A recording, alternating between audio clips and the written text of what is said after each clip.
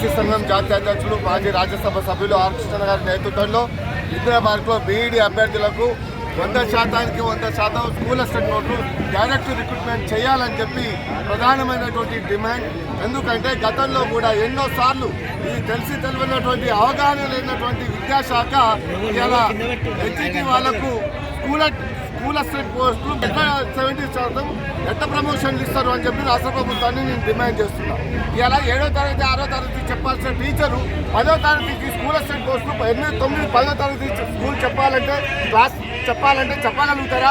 అంటే విద్యా ప్రమాణాలు దెబ్బతినే విధంగా రాష్ట్ర ప్రజలకు విద్యార్థులకు ఉపయోగపరంగా కాదు అని చెప్పి నేను డిమాండ్ చేస్తున్నాను. బీఈడీ చేసిన వాళ్ళకు వాళ్ళ పోస్టులు వాళ్ళకి ఇవ్వండి, కానీ బీఈడీ చేసిన వాళ్ళకు వాళ్ళ పోస్టులు వాళ్ళకి ఇవ్వండి. కానీ అంతేగాని స్కూల్ అసిస్టెంట్ల పోస్టులు డీఈడీ చేసిన వాళ్ళకు ఎట్లా 70% ప్రమోషన్లు ఏ విధంగా ఇస్తారు అంటే అందుకనే వెంటనే దాన్ని ఉపసంహరించుకోవాలి. బీఈడీ చేసిన ప్రతి అభ్యర్థికి స్కూల్ అసిస్టెంట్ పోస్టులు వచ్చే విధంగా పెద్ద సంఖ్యలో రిలీజ్ చేయాలని చెప్పి డిమాండ్ చేస్తున్నాం.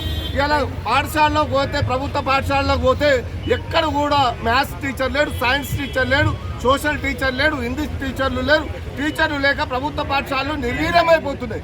రెసిడెన్షియల్ పేరుతో తాళాలు వేసే ప్రమాదం ఉంది. ఆల్రెడీ కొన్ని రెసిడెన్షియల్ పేరుతో తాళాలు వేశారు. కానీ ప్రభుత్వ పాఠశాలలో కార్పొరేట్ దిగుగా తీర్చిదిద్దుతా అని చెప్పి తెలంగాణలో నీరు నిధులు నియామకాల పేరు మీద చెప్పినటువంటి రాష్ట్ర ప్రభుత్వం ఈ రోజు ఏమైపోయింది? ప్రభుత్వ పాఠశాల నిర్వీర్యమైపోతుంటే కళ్ళకు కనిపించడం లేదా అని చెప్పి నేను రాష్ట్ర ప్రభుత్వాన్ని గుర్తు చేస్తున్నాను. అంటే విద్యార్థులు కమిషన్లు ఇవ్వలేరనే కదా ఇలా ప్రభుత్వ పాఠశాలలో టీచర్లను భర్తీ చేస్తే కమిషన్లు రావనే కదా.